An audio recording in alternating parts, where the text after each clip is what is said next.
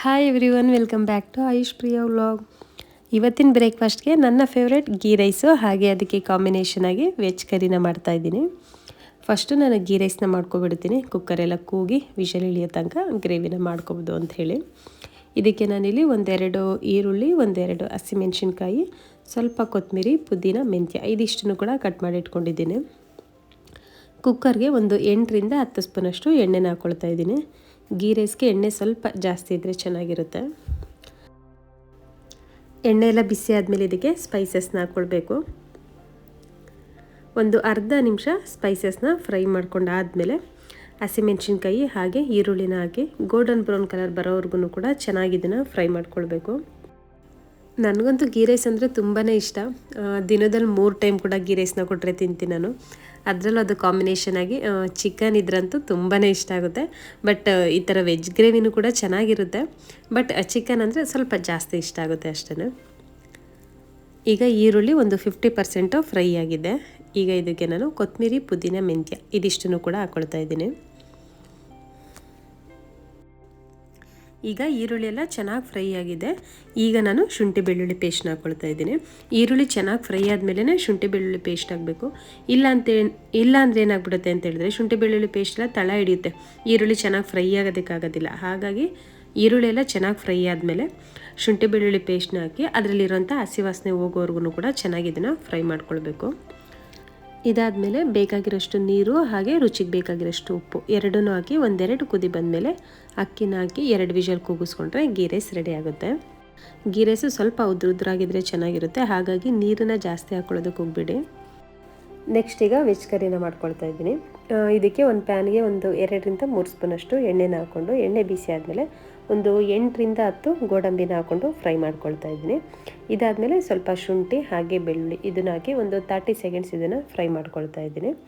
ಇದು ಫ್ರೈ ಆದಮೇಲೆ ಒಂದು 2 ಈರುಳ್ಳಿನ ದಪ್ಪಾಗಿ ಕಟ್ ಮಾಡಿ ಇಟ್ಕೊಂಡಿದ್ದೀನಿ. ಈರುಳ್ಳಿನೂ ಅಷ್ಟೇ ಒಂದು 30 ಸೆಕೆಂಡ್ಸು ಫ್ರೈ ಮಾಡಿಕೊಂಡ್ರೆ ಸಾಕು. ಇದಾದಮೇಲೆ ಟೊಮೊಟೊನ ಹಾಕ್ಕೊಂಡು ಟೊಮೊಟೊ ಸ್ವಲ್ಪ ಸಾಫ್ಟ್ ಆಗಬೇಕು, ತುಂಬ ಸಾಫ್ಟ್ ಆಗೋದೇನು ಬೇಡ, ಸ್ವಲ್ಪ ಸಾಫ್ಟ್ ಆಗೋವರೆಗೂ ಫ್ರೈ ಮಾಡಿಕೊಂಡು ಎಲ್ಲ ಫ್ರೈ ಆದಮೇಲೆ ಸ್ಟವ್ನ ಆಫ್ ಮಾಡಿಬಿಟ್ಟು ಒಂದು ಅರ್ಧ ಸ್ಪೂನಷ್ಟು ಗಸಗಸೆ ಹಾಗೆ ಸ್ವಲ್ಪ ಕೊತ್ತಂಬರಿ ಸೊಪ್ಪನ್ನ ಹಾಕಿ ಒಂದ್ಸಲ ಮಿಕ್ಸ್ ಮಾಡ್ಕೊಳ್ತಾ ಇದ್ದೀನಿ. ಬಿಸಿಗೆ ಇದು ಕೂಡ ಫ್ರೈ ಆಗುತ್ತೆ ಅಂಥೇಳಿ. ಇದಾದಮೇಲೆ ಇದೆಲ್ಲನೂ ಕೂಡ ಸ್ವಲ್ಪ ತಣ್ಣಗಾಗೋವರೆಗೂ ಬಿಟ್ಟು ನೈಸ್ ಪೇಸ್ಟ್ ಮಾಡ್ಕೊಳ್ಬೇಕು.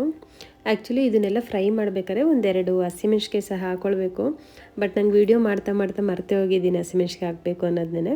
ನೀವು ಈರುಳ್ಳಿ ಎಲ್ಲ ಫ್ರೈ ಮಾಡ್ಕೊಳ್ತೀರಲ್ಲ ಅದೇ ಟೈಮಲ್ಲಿ 1-2 ಹಸಿಮೆಣ್ಸಿಕಾಯಿನೂ ಹಾಕ್ಕೊಳ್ಳಿ. ಇದಾದಮೇಲೆ ಇದೇ ಪ್ಯಾನ್ಗೆ 1-2 ಸ್ಪೂನಷ್ಟು ಎಣ್ಣೆನ ಹಾಕಿ ಎಣ್ಣೆ ಬಿಸಿ ಆದಮೇಲೆ ಒಂದು ಅರ್ಧ ಸ್ಪೂನಷ್ಟು ಅರಿಶಿನ, 1 ಸ್ಪೂನಷ್ಟು ಚಿಲ್ಲಿ ಪೌಡರು, 1 ಸ್ಪೂನಷ್ಟು ಧನಿಯಾ ಪೌಡರು ಇದನ್ನು ಹಾಕಿ ಒಂದು 30 ಸೆಕೆಂಡ್ಸ್ ಇದನ್ನು ಫ್ರೈ ಮಾಡ್ಕೊಳ್ತಾ ಇದ್ದೀನಿ. ಆದಷ್ಟು ಸ್ಟವ್ನ ಸ್ಲಿಮ್ಮಲ್ಲಿ ಇಟ್ಕೊಂಡು ಫ್ರೈ ಮಾಡ್ಕೊಳ್ಳಿ, ಇಲ್ಲಾಂದರೆ ಖಾರದ ಪುಡಿ ಅಲ್ವಾ ಬೇಗ ಸೀದೋಗ್ಬಿಡುತ್ತೆ. ಎಣ್ಣೆಲಿ ಸ್ವಲ್ಪ ಫ್ರೈ ಮಾಡೋದ್ರಿಂದ ಕಲರ್ ಎಲ್ಲ ಚೆನ್ನಾಗಿ ಬರುತ್ತೆ ಅಂತೇಳಿ ಈ ರೀತಿ ಫ್ರೈ ಮಾಡ್ಕೊಳ್ತಾ ಇರೋದು. ನೆಕ್ಸ್ಟ್ ಈಗ ಕಟ್ ಮಾಡಿ ಇಟ್ಕೊಂಡಿರೋಂಥ ವೆಜಿಟೇಬಲ್ಸ್ನೆಲ್ಲ ಹಾಕಿ 1-2 ನಿಮಿಷ ಇದನ್ನು ಫ್ರೈ ಮಾಡ್ಕೊಳ್ಬೇಕು. ನಾನಿಲ್ಲಿ ಹಸಿ ಬಟಾಣಿ, ಪೊಟ್ಯಾಟೊ ಹಾಗೆ ಕ್ಯಾರೆಟು ಇದಿಷ್ಟನ್ನು ಕೂಡ ತೊಗೊಂಡಿದ್ದೀನಿ. ಇದ್ರ ಜೊತೆಗೆ ಸ್ವಲ್ಪ ಕ್ಯಾಪ್ಸಿಕಮ್ ಕೂಡ ತೊಗೊಂಡಿದ್ದೀನಿ. ಕ್ಯಾಪ್ಸಿಕಮ್ಮು ಬೇಗ ಬೆಂದೋಗುತ್ತೆ ಅಂತೇಳಿ ಇದೆಲ್ಲ ಸ್ವಲ್ಪ ಚೆನ್ನಾಗಿ ಬೆಂದ ಮೇಲೆ ಅಂದರೆ ಒಂದು 50% ಇದು ಬೆಂದಮೇಲೆ ಕ್ಯಾಪ್ಸಿಕಮ್ನ ಹಾಕ್ಕೊಳ್ತೀನಿ. ಈಗ ರುಬ್ಕೊಂಡಿರೋಂಥ ಮಸಾಲೆನ ಹಾಕಿ ಇದೆಲ್ಲ ಬೇಯೋದಕ್ಕೆ ಎಷ್ಟು ಬೇಕೋ ನೋಡಿಕೊಂಡು ಅಷ್ಟು ಮಾತ್ರ ನೀರನ್ನ ಹಾಕ್ಕೊಳ್ತಾ ಇದ್ದೀನಿ. ಇನ್ನು ಈ ವೆಜ್ ಕರಿಗೆ ಬೇರೆ ವೆಜಿಟೇಬಲ್ಸ್ನೂ ಕೂಡ ಹಾಕ್ಕೊಳ್ಬೋದು. ಎಕ್ಸಾಂಪಲ್ ಮಶ್ರೂಮ್ ಆಗಿರ್ಬೋದು ಅಥವಾ ಪನ್ನೀರ್ ಆಗಿರ್ಬೋದು, ಇಲ್ಲ ಫ್ಲವರ್ ಕೋಸ್ ಆಗಿರ್ಬೋದು. ಈ ವೆಜಿಟೇಬಲ್ಸ್ ಹಾಕಿದ್ರೂ ಸಹ ಈ ವೆಜ್ ಕರಿಗೆ ಟೇಸ್ಟ್ ಎಲ್ಲ ತುಂಬ ಚೆನ್ನಾಗಿ ಬರುತ್ತೆ. ಇವತ್ತು ನಮ್ಮ ಮನೇಲಿ ಏನಿತ್ತು ಆ ಎಲ್ಲ ವೆಜಿಟೇಬಲ್ಸ್ನ ಹಾಕಿ ನಾನು ಮಾಡ್ಕೊಳ್ತಾ ಇದ್ದೀನಿ. ಕೊನೆಯದಾಗಿ ಈಗ ರುಚಿಗೆ ಎಷ್ಟು ಬೇಕೋ ಅಷ್ಟು ಉಪ್ಪನ್ನ ಹಾಕಿ ಕಟ್ ಮಾಡಿ ಇಟ್ಕೊಂಡಿರೋಂಥ ಕ್ಯಾಪ್ಸಿಕಮ್ನ ಸಹ ಹಾಕ್ಕೊಳ್ತಾ ಇದ್ದೀನಿ. ಈಗ ಎಲ್ಲನೂ ಕೂಡ ನೀಟಾಗಿ ಒಂದ್ಸಲ ಮಿಕ್ಸ್ ಮಾಡಿಬಿಟ್ಟು ಒಂದು 10 ನಿಮಿಷ ಆದರೂ ಸ್ಟವ್ನ ಮೀಡಿಯಮ್ ಫ್ಲೇಮಲ್ಲಿ ಇಟ್ಟು ಚೆನ್ನಾಗಿ ಇದನ್ನೆಲ್ಲ ಬೇಯಿಸ್ಕೊಳ್ಬೇಕು. ಹಾಗಾಗಿ ಸ್ವಲ್ಪ ನೋಡಿ ಕೈ ಆಡಿಸ್ತಾ ಇರಿ, ಇಲ್ಲ ಅಂತೇಳಿದ್ರೆ ಸ್ವಲ್ಪ ಬೇಗ ತಳ ಹಿಡಿದು ಬಿಡುತ್ತೆ. ಹಾಗಾಗಿ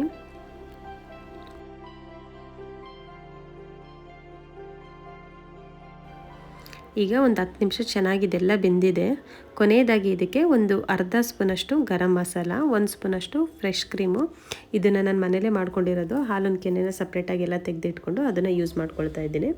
ಹಾಗೆ ಸ್ವಲ್ಪ ಕಸ್ತೂರಿ ಮೆಂತ್ಯ ಇದಿಷ್ಟನ್ನು ಹಾಕಿ ನೀಟಾಗಿ ಈಗ ಮಿಕ್ಸ್ ಮಾಡ್ಕೊಳ್ತಾ ಇದ್ದೀನಿ. ನೋಡಿ, ಇಷ್ಟು ಇದ್ದರೆ ಸಾಕು. ಇದಕ್ಕಿಂತ ತುಂಬ ತೆಳ್ಳಗಿದ್ರೂ ಚೆನ್ನಾಗಿರೋದಿಲ್ಲ, ಅಥವಾ ತುಂಬ ಗಟ್ಟಿ ಇದ್ರೂ ಅಷ್ಟೇ ಅನ್ನದ ಜೊತೆ ಎಲ್ಲ ಚೆನ್ನಾಗಿ ಮಿಕ್ಸ್ ಆಗೋದಿಲ್ಲ. ಹಾಗಾಗಿ ಹಾಗೆ ಈ ಕರಿನ ಬರೀ ಗೀ ರೈಸ್ಗೆ ಮಾತ್ರ ಅಂತಲ್ಲ, ರೋಟಿ, ಚಪಾತಿ, ಪೂರಿ ಎಲ್ಲದಕ್ಕೂ ಕೂಡ ತುಂಬಾ ಚೆನ್ನಾಗಿರುತ್ತೆ. ಈಗ ಗೀ ರೈಸ್ದು ವಿಷಲ್ ಕೂಡ ಬಿಟ್ಟಿದೆ. 1 ಸ್ಪೂನಷ್ಟು ತುಪ್ಪನ ಹಾಕ್ಕೊಂಡು ನೀಟಾಗಿ ಇದನ್ನು ಮಿಕ್ಸ್ ಮಾಡ್ಕೊಳ್ತಾ ಇದ್ದೀನಿ. ಇನ್ನು ಈ ಗ್ರೇವಿನ ಮಸಾಲೆ ಖಾರ ಎಲ್ಲ ಇಷ್ಟಪಡದೇ ಇರೋರು ಇರ್ತಾರಲ್ಲ, ಅಂಥವ್ರಿಗೆ ರೈತ ಜೊತೆ ಇದನ್ನು ಸರ್ವ್ ಮಾಡ್ಬೋದು. ಅಥವಾ ನಾನ್ ವೆಜ್ನ ತುಂಬ ಇಷ್ಟಪಡೋರಿಗೆ ಚಿಕನ್ ಗ್ರೇವಿ, ಮಟನ್ ಗ್ರೇವಿ ಅಥವಾ ಮಟನ್ ಸಾಂಬಾರು, ಚಿಕನ್ ಸಾಂಬಾರು ಇದ್ರ ಜೊತೆ ಕೂಡ ಸರ್ವ್ ಮಾಡ್ಬೋದು. ಒಟ್ಟಿನಲ್ಲಿ ಇದು ವೆಜ್ಜಿಗಾದರೂ ಸರಿ ಅಥವಾ ನಾನ್ ವೆಜ್ಜಿಗಾದರೂ ಸರಿ ತುಂಬಾ ರುಚಿಯಾಗಿರುತ್ತೆ. ಇಲ್ಲಿಗೆ ಇವತ್ತಿನ ಈ ವಿಡಿಯೋನ ನಾನು ಎಂಡ್ ಮಾಡ್ತಾ ಇದ್ದೀನಿ. ಇವತ್ತಿನ ಈ ವಿಡಿಯೋ ನಿಮಗೆ ಇಷ್ಟ ಆಗಿದ್ರೆ ಪ್ಲೀಸ್ ವಿಡಿಯೋಗೆ ಒಂದು ಲೈಕ್ ಮಾಡಿ, ಹಾಗೆ ವಿಡಿಯೋ ಹೇಗೆ ಅನ್ನಿಸ್ತು ಅಂತ ಕಮೆಂಟ್ ಮೂಲಕ ತಿಳಿಸಿ. Thank you so much.